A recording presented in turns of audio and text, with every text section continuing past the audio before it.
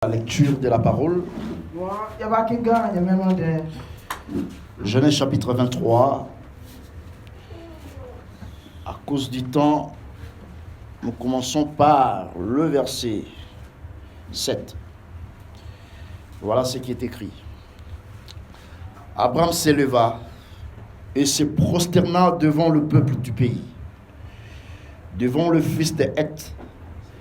Et Huller parla ainsi: si vous me permettez que j'enterre mon mort et que je l'ôte de devant mes yeux, écoutez-moi et priez pour moi Ephron, fils de Tchochar, de me céder la carvaine de Macpéla qui lui appartient à l'extrémité de son champ, de me la céder contre sa valeur en argent, afin qu'elle me serve de possession sépulcrale au milieu de vous.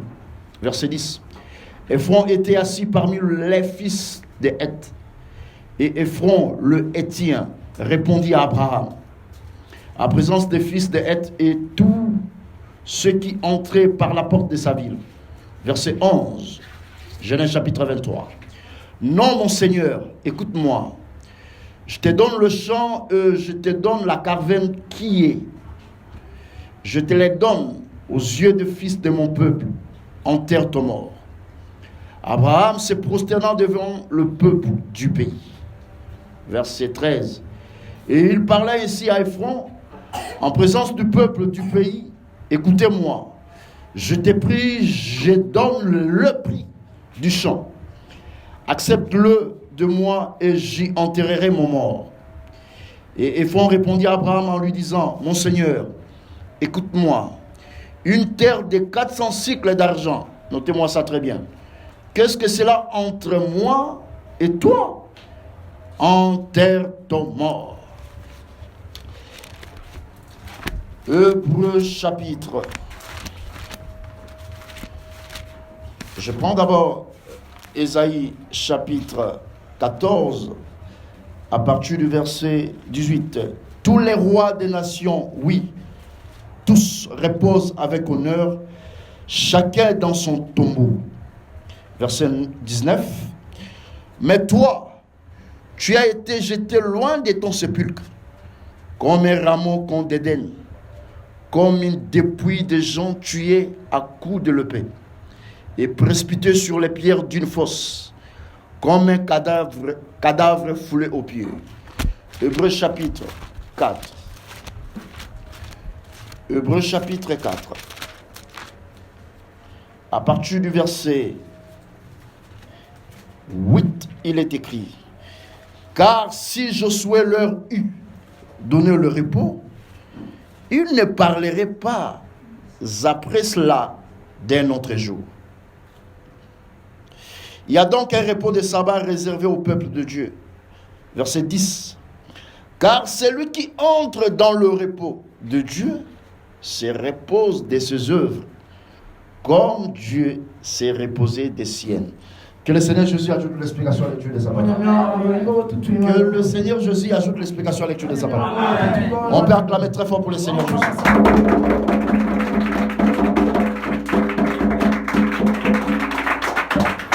Que Dieu nous bénisse. Nous sommes en train de poursuivre notre enseignement. C'est un enseignement qui est riche en révélations. Et aussi il y a la prophétie. Mais il y a aussi l'aspect évangélique. Alors il faut comprendre comment nous sommes en train de marcher. Nous sommes en train de parler sur la propriété sépulcrale d'Abraham. En d'autres termes, la possession sépulcrale d'Abraham. Voilà là où nous sommes. Nous sommes dans le livre de Genèse chapitre 23. Nous sommes en train d'expliquer comment est-ce qu'Abraham a accueilli, a possédé le champ. C'est-à-dire que Notre démarche, c'est d'expliquer comment est-ce qu'Abraham a possédé ces champs. Voilà pourquoi nous parlons de la propriété sépulcrale d'Abraham.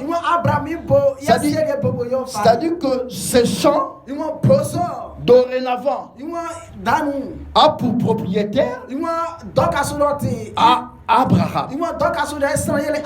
Maintenant, notre enseignement résude à la manière dont Abraham a acheté ses champs. Et pourquoi? Voilà là où nous sommes. Je suis dans le livre de Genèse. Je ne vais pas me répéter par rapport à hier. La journée d'hier, plutôt d'avant-hier, nous avons expliqué que Abraham, pour acheter le champ, il s'est prosterné 2 fois. Et nous avons expliqué c'est quoi la prosternation. Je ne vais pas revenir sur ça. Mais écoutez là où nous sommes. Je suis dans le verset 8. Et il leur parla ainsi. Si vous me permettez que j'enterre mon mort et que je l'ôte de devant mes yeux, écoutez-moi bien et priez pour moi, Ephron, fils de Tchosa, de me céder la carvaine de Macpéla. C'est-à-dire quand nous disons la propriété sépulcrale d'Abraham, c'est ce que l'écriture appelle la caverne de Macpéla. Maintenant, dans le verset 9, l'écriture dit ceci: de me céder la carvaine de Macpéla qui lui appartient. C'est-à-dire jusque-là, Abraham n'est pas encore propriétaire du champ. Voilà, c'est ça la Bible, frère. Maintenant, Abraham, sa démarche, c'est de devenir propriétaire pour enterrer son mort et même sa postérité. Mais écoutez très bien. De me céder la carvaine de Macpéla qui lui appartient à l'extrémité de son champ. Notre évangile explique même la position géographique, parce qu'il y a un enseignement qui est caché. Paul dit: toute écriture est inspirée de Dieu, utile pour enseigner. C'est-à-dire que la position des champs de Macpéla cache tout un enseignement. Maintenant, la Bible dit que la carvaine de Macpéla s'est trouvée à l'extrémité du champ. C'est-à-dire nous avons le champ, mais là où Abraham va aller enterrer son mort, là où Abraham doit devenir propriétaire, c'est à l'extrémité de son champ. C'est-à-dire nous avons le champ. Le champ, c'est comme Éden. L'Éternel planta un jardin en Éden en Orient. C'est pas en vain que la Bible dit que c'est en Orient. En passant, je vais dire que Orient, dans les Écritures, c'est là où le soleil se lève. Voilà pourquoi Zacharie, père de Jean-Baptiste, il voit la naissance de Jean-Baptiste. Mais j'aime la tradition d'Arbi. Darby dit: le soleil d'Orient nous a visités. Second dit: le soleil levant nous a visités. Donc quand le soleil se lève, c'est ça la position de l'Orient. L'Éternel planta un jardin en Orient. C'est là où il a mis Adam. Ça veut dire autrement que Adam, avant la chute, il vivait dans un pays éclairé. Donc, jardin d'Éden, c'est un pays éclairé. Maintenant, quand Adam pêche, Dieu prend Adam. Il met Adam hors du jardin. Là où Adam parle, c'est les ténèbres. Voilà pourquoi Paul, quand l'Éternel l'appelle, il dit ta mission de ramener les hommes, de les faire quitter du ténèbre à la lumière. En d'autres termes, ça veut dire de les faire retourner en Éden. Parce que le jardin d'Éden, c'est ça l'Orient. Que Dieu vous bénisse. Quand Esaïe dit, nous étions tous errants. C'est-à-dire, l'homme tâtonnait en marchant. Voilà pourquoi la Bible dit, Dieu a un temps. Il a permis que les hommes lui cherchassent à tâtonner. Quand on tâtonne, ça dit il y a l'absence de la lumière. Quand il y a la lumière, il n'y a plus le tâtonnement. Et un homme est venu sur la terre, il dit, je suis la lumière du monde. Donc Jésus, c'est lui l'Orient véritable. Acclamez très fort pour le Seigneur. Je suis allé là-bas. C'était juste pour expliquer. Quand on dit la caravane de Macpéla, se trouve dans une position, c'est-à-dire à l'extrémité du champ. Pourquoi le champ de Macpéla ne se trouve pas au début du champ, mais à l'extrémité du champ? Or, je lis dans ma Bible, le lieu où Abraham veut aller enterrer son mort, c'est un lieu sépulcral. En d'autres termes, c'est là où se devait trouver la tombe, ou le sépulcre de son mort. Oh, dans Ésaïe 14, là où nous venons de lire, l'Écriture dit ceci, à partir du verset 17, non 18, tous les rois des nations, oui, tous reposent avec honneur, chacun dans son tombeau.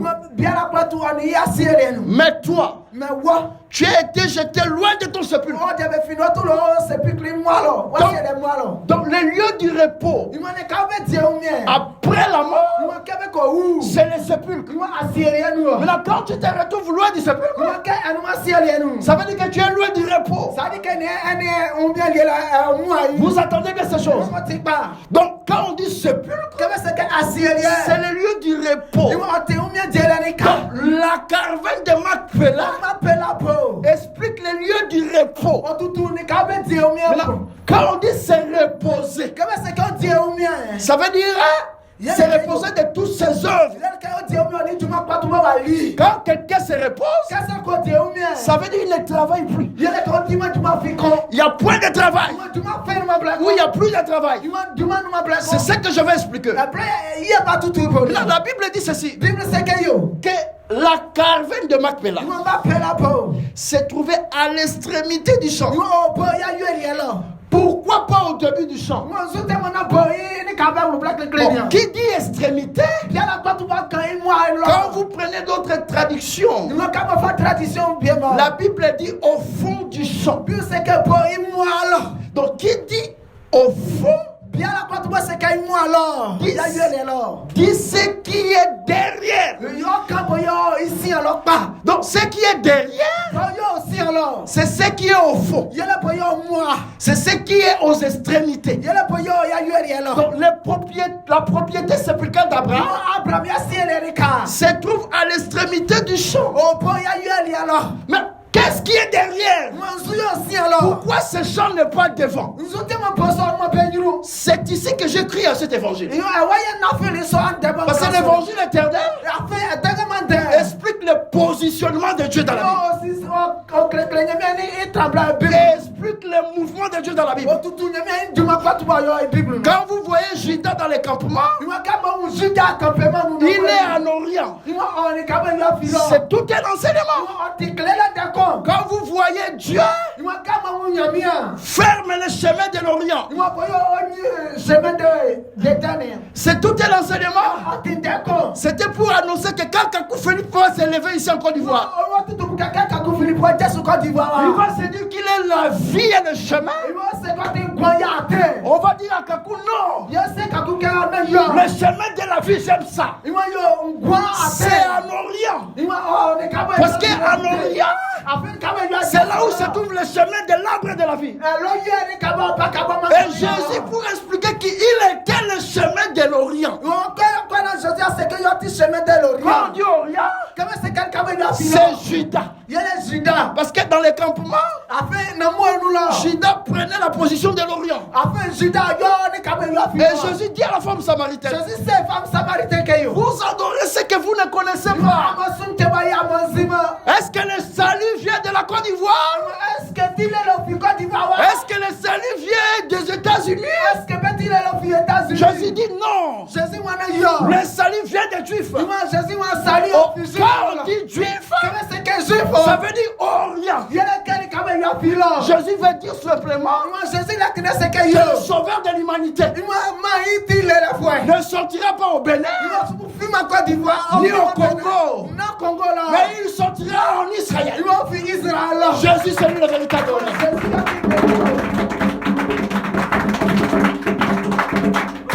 Tout ce que je fais, c'est quoi? C'est pour expliquer que chaque position dans la Bible a un enseignement. Maintenant, attaquons la position du champ de Macpéla. Pourquoi à l'extrémité du champ? Pourquoi au fond du champ? Je vais prendre un autre chemin aujourd'hui. Pourquoi au fond du champ? Ce qui est au fond, c'est ce qui est derrière. Remarquez ce que Jésus dit dans la parabole. Je suis dans Luc chapitre 14. Je suis venu ici pour faire quoi? Pour expliquer la position de l'extrémité. Du fond. De ce qui est derrière. Luc chapitre 14. Voilà ce que l'Écriture dit. Verset 7. Je lis pour vous. Il adressant ensuite une parabole aux conviés, envoya qu'ils choisissaient les premières places. Voilà ce que Jésus dit. Il leur dit. Ça dit ces hommes, ils choisissaient les premières places dans la fête. Voilà ce que Jésus dit. Verset 8. Luc chapitre 14. Lorsque tu seras invité quelque part, plutôt lorsque tu seras invité par quelqu'un des noces, lorsque tu seras invité par quelqu'un à des noces, ne te mets pas à la première place, de peur que qu'il n'aille parmi les invités. J'aime ça. Une personne plus considérable que toi.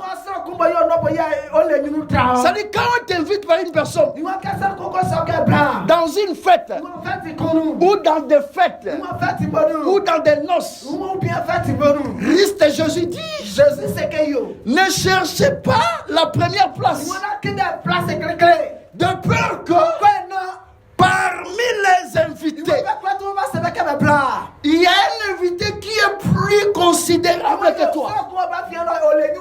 Non, toi on te considère. Mais il y a quelqu'un dans la fête, j'aime ça. Il est plus que toi. Maintenant Jésus poursuit, dit, Et que celui qui vous a invité, l'un et l'autre, ne viennent te dire cède la place à cette personne-là. La personne-là, c'est la personne la plus considérée. C'est-à-dire que quand tu viens dans la fête, tu te précipites à t'asseoir. Pour Jésus, il faut faire attention. Tu ne sais pas dans la fête, il y a quelqu'un qui est parmi les invités. Quelqu'un qui est parmi les invités. La place là est réservée pour lui. Maintenant Jésus dit, de peur que c'est lui qui a organisé la fête, ou c'est lui qui t'a invité, t'es dit, cède la place à cette personne-là. Tu aurais alors la honte d'aller occuper la dernière place.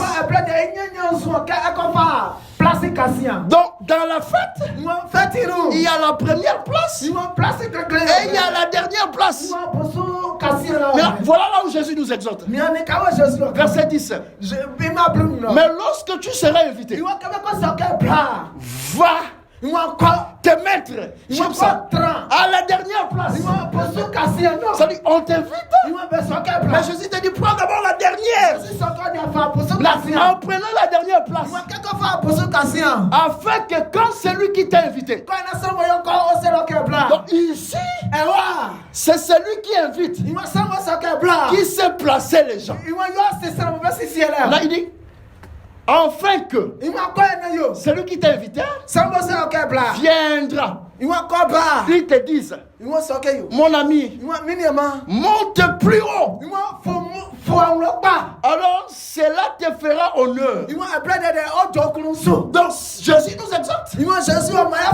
Dans la fête qu'on te fait, cherche la dernière place. Mais quand tu t'assois à la dernière place, maintenant celui qui t'a invité te dira non mon ami, monte plus haut. Donc monter plus haut, c'est prendre la première place.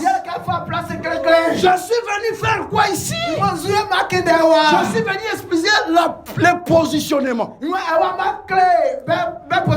Pourquoi les chambres de Macpéla se trouvent au fond du champ? Pourquoi la caverne de Macpéla se trouve derrière les champs? C'est-à-dire à l'extrémité du champ. Oh, Jésus dans la fête. Je suis venu ici pour expliquer l'extrémité comme un homme. C'est ça. C'est ça ma démarche. Mais la fête des noces, c'est quoi? Jésus dit le royaume des cieux est semblable au roi qui organise les noces. Donc quand on parle des noces, c'est l'explication du royaume de Dieu. Or Dieu, quand il a appelé les prophètes, en commençant par Moïse, quand il appelle les prophètes, quand il appelle Moïse, c'est toute une invitation. Quand il appelle Jérémie, c'est toute une invitation. Quand il appelle Samuel, c'est toute une invitation. Mais il rentre où? Il rentre dans la fête. La fête de la parole. C'est annoncer la parole. Mais quand il a appelé Moïse, écoutez-moi très bien, il donne aussi un message à Moïse. Voilà pourquoi Jean dit, la loi est venue par Moïse. Jean n'a pas commencé à présenter d'abord la grâce. Le prophète Jean, il commence d'abord à présenter la loi. Il dit la loi est venue par Moïse. Mais qui est Moïse? Moïse c'est l'invité dans la fête. Tous les prophètes ont prophétisé à Moïse. Moïse c'est lui l'invité dans la fête, à qui Dieu a donné la loi. Donc il y a d'abord la loi qui est venue par Moïse. Et tous loi. Maintenant, écoutez ce que Jésus dit. Il dit que dans la fête, ne prends pas la première place. De peur qu'il y ait parmi les invités. C'est-à-dire, il y a encore un invité qui n'a pas encore pris sa place. Parce que l'invité le plus considéré n'a pas encore pris sa place. Faites attention. C'est-à-dire là où tu te tiens là, en réalité c'est pas ta place. Voilà pourquoi Paul dit la loi était l'ombre. La loi de Moïse représentait une ombre, pas la réalité. Écoutez-moi très bien. Maintenant, parmi les invités, il y a quelqu'un qui doit venir. Mais lui, il est plus considéré. Mais quand il arrive, il trouve que quelqu'un a pris sa place. C'est celui qui est invité. Il ira à celui qui était assis à la première place. Cède la place à l'homme le plus considéré. Oh, l'homme le plus considéré. Un jour il parle. Il dit cette génération, vous cherchez quel miracle? Il vous sera donné un miracle en dehors des miracles de Jonas. Et Jésus dit, il dit ceci, les gens du temps de Jonas se lèveront au jour du jugement avec cette génération. Mais il condamnera cette génération parce que ils ont cru. Ils se sont répandus à la prédication de Jonas. Jésus ne s'est pas arrêté là. Mais qui est Jonas? Jonas est le prophète dans la loi. C'est-à-dire Jonas est le prophète dans la première alliance. Là, Jésus pour expliquer, c'est lui l'invité le plus considéré. Jésus a dit ceci. Il est ici plus que Jonas. Jésus dit encore que la reine du Midi quittait les extrémités de la terre pour venir attendre la sagesse de Salomon. Maintenant Jésus parle là comme l'invité le plus considéré parmi les invités. Qui est Salomon ici? Salomon fait partie des invités. Mais ils sont venus avant Jésus. Maintenant Jésus pour expliquer que Salomon véritable, qui est l'invité le plus considéré. Jésus dit il y a ici plus que Salomon. Ça veut dire que la sagesse de Salomon, ce n'est pas la sagesse véritable. La sagesse véritable, c'est ici. Que Dieu vous bénisse. On va acclamer très fort pour les Seigneur.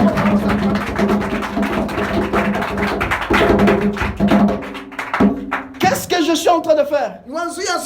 Je suis en train d'expliquer que le plus considéré parmi les invités, c'est celui qui prend la dernière place. Donc il vient dernier.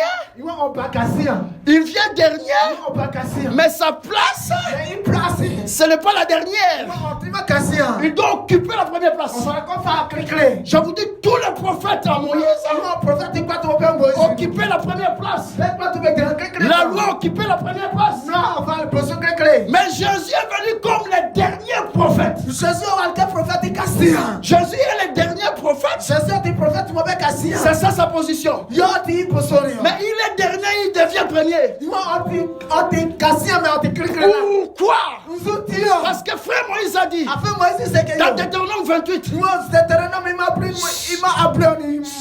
si tu obéis à la voix de l'Éternel ton Dieu,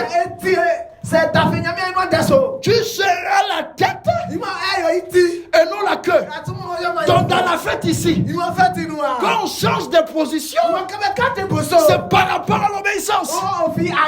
Ça veut dire aucun homme dans la Bible pouvait obéir. Parce que Moïse dit, si tu obéis, tu deviens la tête Ça dit, tu deviens le devant. Au Paul a interprété l'obéissance. Il dit, Christ s'est humilié lui-même jusqu'à se rendre obéissant. Obéissant jusqu'à respecter la mort. La mort de la croix. Écoutez-moi très bien. Dans l'obéissance, c'est mourir. Moïse ne pouvait pas accepter la mort. Josué ne pouvait pas accepter la mort. Seul Jésus vient comme le dernier. Donc Jésus, c'est lui l'extrémité du champ. C'est lui le dernier prophète. Il est venu pour accorder le repos. Voilà pourquoi la caverne de Macpéla se trouve à l'extrémité du champ. C'est pour dire, écoutez, au devant du champ, qui sont les gens qui se trouvent là-bas? Je suis dans la révélation. Ce sont des prophètes. Quand Jésus a envoyé les disciples, il dit, je vous ai envoyé moissonner dans le travail d'autres personnes. J'aime la Bible, frère. Ma démarche, c'est d'expliquer Jésus comme l'extrémité du champ. Jésus comme le dernier prophète. Parce que ce qui est venu avant, dans la marche prophétique, c'est la loi. Mais par rapport à la révélation, la grâce était avant la loi. Parce que l'agneau était prédestiné avant la fondation du monde. Mais dans la marche prophétique, tu as donné d'abord la loi, ensuite la grâce. Mais écoutez-moi très bien. Jésus dit que dans la fête, quand celui qui est plus considéré, il arrive. Toi qui as occupé la première place, tu dois céder. Je vous dis que la loi devait céder la place à la grâce. Voilà pourquoi, frère Jean le Baptiste, quand il parlait de Jésus, il dit, regarde, il montre la position de Jésus. Il dit, moi je vous baptise pour vous amener à la repentance. Mais il y a quelqu'un qui vient après moi. Il ne dit pas devant. Il dit quelqu'un qui vient après moi. Mais autrement, il a dit il était avant moi. Il était avant lui, il était dans les prophètes. Mais il est venu après. La position de Jésus, c'est dit après, ça veut dire derrière. C'est ça l'extrémité du champ. Qu'est-ce que je veux dire par là? Je veux dire tout simplement que Jésus, c'est lui l'extrémité du champ. C'est-à-dire quoi? C'est lui le dernier messager qui devait accorder le repos. L'une des raisons, la caravane de Macpéla se trouve à l'extrémité du champ. Ça veut dire quoi? Là où il y a le sépulcre, là où il y a le lieu du repos, ce n'est pas au début du champ. Ça veut dire autrement, au temps de la loi, Dieu a commencé d'abord avec les prophètes. Il n'y avait pas un lieu du repos pour le peuple. Le lieu du repos, c'est à la fin du temps que j'explique l'extrémité du temps, que j'explique la grâce. Acclamez très fort pour le Seigneur.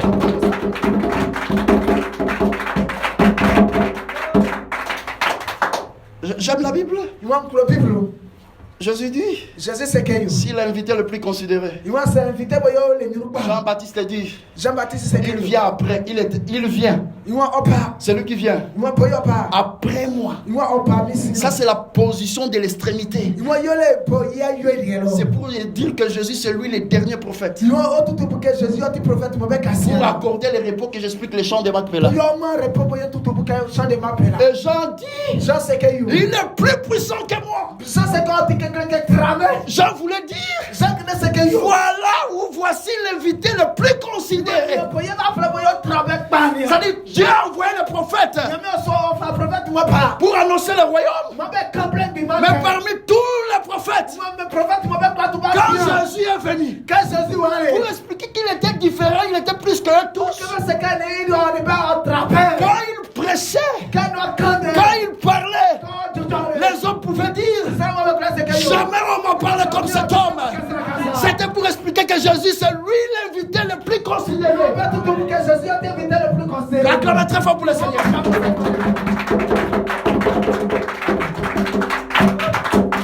Quelqu'un veut dire? L'invité le plus considéré, il vient en dernier. Mais il prend la position du premier. Oh, Paul dit ceci. Christ s'est humilié. Il a accepté l'humiliation. Même la mort de la croix. Voilà pourquoi Dieu l'a souverainement élevé. Ah, Jésus, c'est lui l'invité que l'organisateur de la fête a appelé en disant, mon ami, monte ici plus haut. Voilà pourquoi Paul dit, il a reçu le nom dessus de tout le nom. Jésus a reçu le nom dessus de tout le nom. Dans les cieux. Ça dit, s'il y a des anges là-bas, sur la terre, jusqu'aux États-Unis, même ceux qui sont morts, il dit, tout genou fléchira au nom de Jésus. Parce que c'est lui qui est haut placé. Il a reçu le nom au-dessus de tout le nom. Frère Pierre ajoute, sous le ciel, il y a des alliés à aucun nom. C'est pour expliquer ceci. Jésus comme le dernier prophète. Il est mort. Quand il est ressuscité, il prend la position du premier qui est la tête.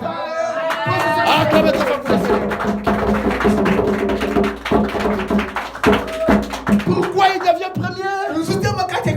Dans Colossiens 1:18, frère Paul dit, Christ est le premier né d'entre les morts, afin qu'il soit tout premier. Ah, donc quand il est mort, c'est ça l'obéissance. Sa résurrection, il ressuscite le premier d'entre les morts. Pour dire que seul lui qui est capable, qui était capable de vaincre la mort. Donc le champ de Macpéla, qui se trouve à l'extrémité du champ. À l'extrémité du champ. Pourquoi la position d'extrémité? Écoutez-moi très bien. C'était pour expliquer les temps de la vieillesse et le temps de la jeunesse. La Bible dit ceci. Israël, c'est-à-dire Jacob, aimait beaucoup Joseph. Parce qu'il a engendré Joseph dans sa vieillesse. C'est-à-dire quoi, frère? Quand Dieu était encore dans sa force, il était jeune. Maintenant, la vieillesse, c'est la fin de la vie. Donc quand on dit que celui qui est vieux, il voit sa mort approcher. Donc la vieillesse ici, c'est le soir de sa vie. C'est la fin de sa vie. Maintenant, quand l'Écriture dit que les champs de Macpéla se trouvaient à l'extrémité du champ, je vous dis pas les devant. Quand on dit extrémité, ça veut dire à la fin, au bout du champ. En Dieu, il y a deux temps. Il y a un temps où il est fort, mais il y a un temps où il devient faible. Quand il devient faible, c'est comme s'il est à l'extrémité. Ça dit que c'est le temps de la grâce que je vais expliquer. Dans le temps de la grâce, c'est ça l'extrémité. C'est le temps où Dieu devient faible. C'est le temps où l'amour de Dieu se manifeste. Que le Seigneur Dieu vous bénisse richement. On va acclamer très fort pour le Seigneur.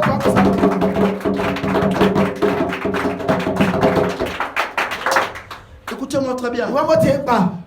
Mais Abraham Wa Abraham. ne pouvait pas prendre ses champs gratuitement. Wa ba po kai ba. Ces hommes ont voulu donner à Abraham Wa sa so ba kire fa ma Abraham. les champs gratuitement. Wa ba kire fa bo fa ma ba.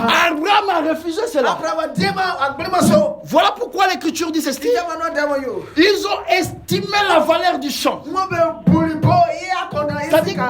la carvette de Macpéla Ma pela ika ibo. a une estimation Wa d'argent. olei inwa. C'est-à-dire a une équivalence, Wa olei isika. une valeur. Wa ole sika bo yo ti. Et la Bible dit ceci. Wa Bible seke yo. La valeur qu'on estimait ces champs, Wa kebe ni oli po sika wa ye be pole. c'était 400 cycles. Wa ti sika ma ayana. 400 cycles d'argent. Wa sika ma ayana. C'est-à-dire Abraham achetait ces champs, Wa Abraham to poso. mais à une estimation de 400 cycles. Wa oti me igwa oti sika ma ayana. Mais pourquoi 400 cycles? Nsote mo sika ma ayana le. Qu'est-ce qui est caché dans le chiffre 400? Nsu yo fia sika ma ayana no. Pourquoi pas 300? Nsote ma na yansan. Mais 400. Me ayana. Ah, par là je comprends. E plan te mo ke yo. J'ai dans Genèse 15, Wa Genèse ti pris. il dit à Abraham, Abraham ke yo. Genèse 15 verset 13, Wa Genèse ti pris no ma pris naissance. et l'Éternel dit à Abraham, Nyame o Abraham ke yo. sache Wa seke yo. que tes descendants Wa o mama. seront étrangers dans un pays qui ne seront point à eux. Wa kulo kumbo ye be trembo ti ma be de be yo e fo no. Ils seront asservis Wa be krebe yale. et on les opprimera pendant 400 ans. Wa be krebe yale de afwa yana. C'est-à-dire que les 400 ans, Wa afwa yana. c'est la durée de l'esclavagisme jusqu'à sa fin. Iwa oti yo kanga e bu pole de po ya yo ne no. Voilà, donc c'est-à-dire quand on voit les 400 ans, Kebe wu kasata. on voit une durée de l'esclavagisme Iwa be wu kanga i tele. jusqu'à sa consommation. De po yo ya yo ne no. Donc les 400 ans Iwa afwa akben yana. marquent la fin de l'esclavagisme. Iwa o yo esclavagisme Non, le. le champ de Macpéla Ma pela po. est estimé à la valeur Iwa be susuli sika. de 400 cycles d'argent. Iwa sika ma yana. J'aime ça. Iwa mi kloso. Mais on a pris cet argent. Iwa be fa so sika. On a pesé cela. Iwa be fale. Ça veut dire qu'il y avait la balance. Iwa ne bala ne susuli. Donc on a mis l'argent sur la balance. Iwa be fa sika fa se bala. C'est comme ça qu'Abraham Iwa so ya Abraham. acheta la caravane de Macpéla. Ma pela po ni o. C'est-à-dire que la valeur estimée Iwa sika o ya be po ni no. était pesée dans une balance. Iwa be susuli to koso. Mais à l'estimation de 400. Iwa be oti yana. Mais pourquoi 400? Iwa sute me yana. Je dis que 400 Iwa chen yana. explique la durée de l'esclavagisme jusqu'à sa fin. Iwa otutu kanga e po pole de po ju ya yele. Ah, je lis dans ma Bible. Iwa kenga Bible no. Donc, je lis dans ma Bible. Iwa mi kenga Bible. Un homme est venu. Ça ko wale. Il dit aux Juifs, Iwa se jif mo si ke. les fils vous affranchissent, C'est pas au damo. vous serez réellement libres. Iwa amole nyamotika. C'est-à-dire, le temps où Jésus parlait, c'était la 4e génération. Iwa no ti play naso. C'était le temps de la délivrance. Iwa ti pile les blesses. Donc, Jésus, celui en réalité, Ben su yote. le chiffre est 400. Iwa ti kasa chiffre ne. Maintenant, pourquoi le chant de Macpéla? Sute mama pela po. Pourquoi le chant de Macpéla? Sute mama pela po. Sa valeur est de 400.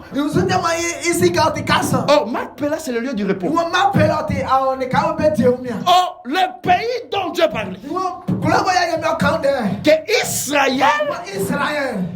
devait retourner Boya Israël assassino. après 4 générations. Iwa ke génération na ko se. Ce pays-là, Iwa so close. ça s'appelle Canaan. Beflay kana. Notez-moi ça très bien. Iwa ne amo ni pa. Ça dit que les 400 ans Iwa kasata. expliquent aussi le retour dans la terre. Iwa otutu klo besi sale do. Quand 400 ans arrivent, Iwa ke kasata. on retourne dans sa terre. Iwa be sabe si basi. En d'autres termes, on possède la terre. Iwa be na so be nya asie. Mais la terre là, c'est quoi? Iwa asie yele zu. La terre là, c'est Canaan. Iwa asie so le kana. Le frère Paul, Iwa animo Paul. dans Hébreux chapitre 4, Bretina. verset 5, il dit, O seke yo. si vraiment Josué pouvait leur accorder le repos. Iwa seke Jésus o mo be repos ba. Mais le repos dont Paul parlait, c'était quoi? Iwa repos mo ya ni Paul akaya le zu. C'était le pays de Canaan. Yele kana. Ah, par là, nous comprenons. Breti mo ke yo. Le pays de Canaan, Kana close. c'est ça le pays du repos. Iwa ti klo mo be Oh, les repos dans la Bible, c'est le lieu qu'on enterre les morts. Ah, par là je comprends. Les pays de Canaan, c'est ça la caravane de Macpéla. Maintenant, pourquoi Abraham? Je lui ai dit qu'à la 4e génération, à la 4e génération, je suis dans le verset 16. À la 4e génération, ils reviendront ici. Car l'iniquité des Amoréens n'est pas encore en son compte. Donc 400 ans après, Israël doit retourner en Israël, en Canaan. Au Canaan. Dans Exode 23, je dis que dans le pays où vous entrerez, le pays là c'est Canaan. Il n'y aura ni femme stérile, ni femme qui avorte. Maintenant,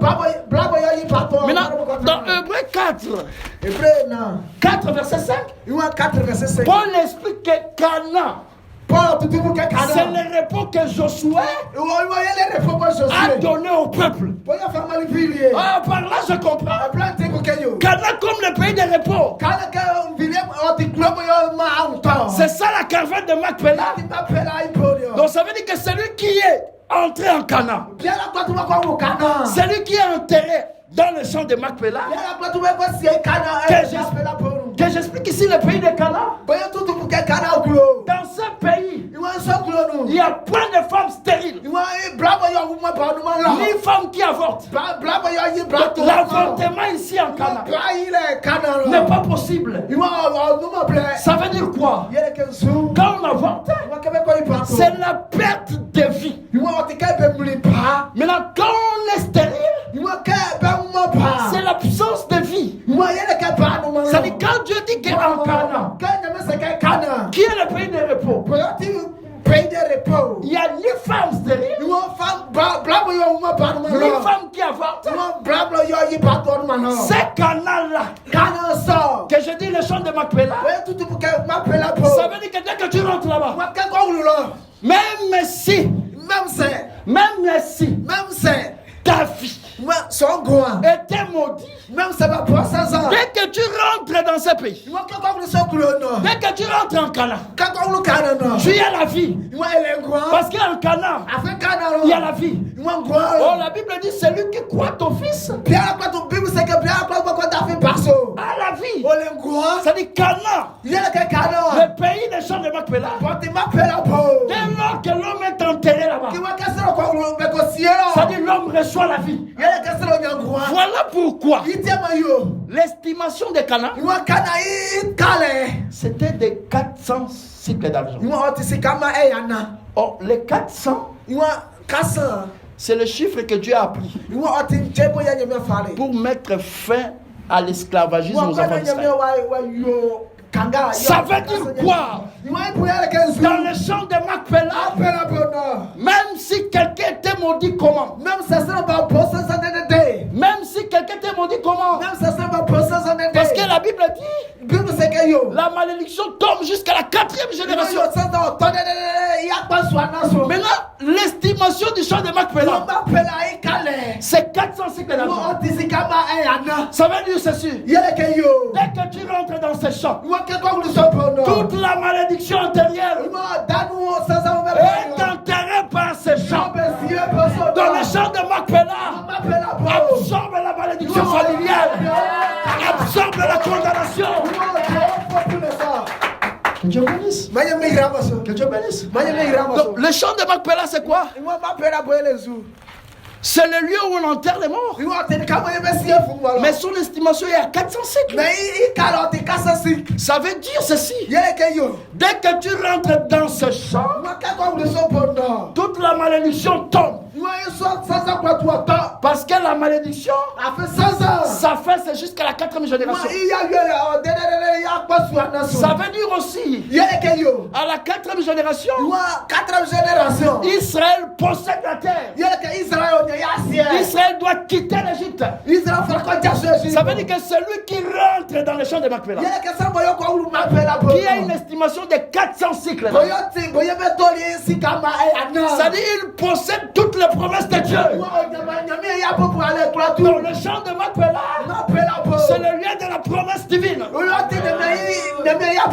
Donc celui qui est enterré dans ce champ, dès qu'il rentre, il est déchargé de tous ses fardeaux.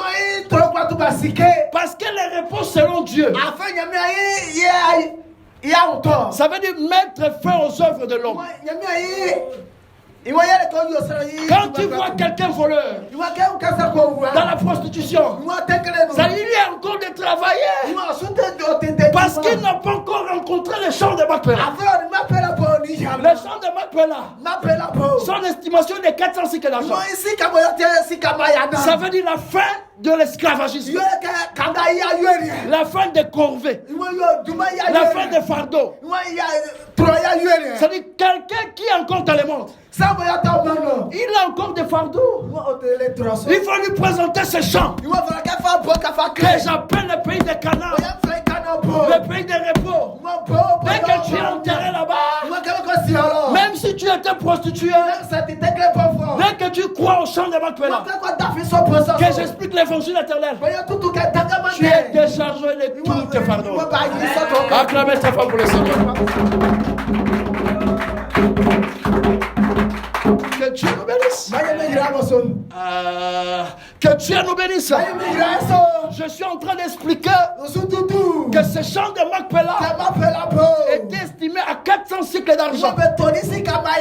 C'est ça mon enseignement. Mais Abraham a pris cet argent, a pesé ça. Ça dit qu'avant d'acheter, l'argent doit être pesé. J'aime ça. Oh, le champ de Macpéla, c'est quoi? C'est le repos que Dieu a accordé pour... C'est le repos que Dieu a prévu pour accorder à l'humanité. Oh, Pierre dit ceci. Vous avez été rachetés par un grand prix. Donc, Pierre explique. L'argent véritable, c'est le sang de Jésus. Maintenant, quand Christ est monté à la croix de Golgotha, il était dans une balance. L'œuvre de la croix, c'est ça la balance. C'est ça la justice de Dieu. Voilà pourquoi ce jour-là, pour expliquer que l'œuvre de la croix, c'est la balance. Les brigands qui étaient à côté de Jésus, ils étaient deux. Mais un a cru, l'autre n'a pas cru. C'est pour expliquer, voilà la balance ici. Donc l'œuvre de la croix, c'est ça la balance. Et l'argent qui a été pesé là-bas, c'est le sang de Jésus versé. Et c'est ça a un prix, a une valeur qu'on estime à 400 cycles. Ça veut dire dans ce prix qui est 400 cycles, ça veut dire il y a la délivrance, il y a le repos, il y a la fin de l'esclavagisme, il y a le retour dans la terre. Acclamez très fort pour le Seigneur.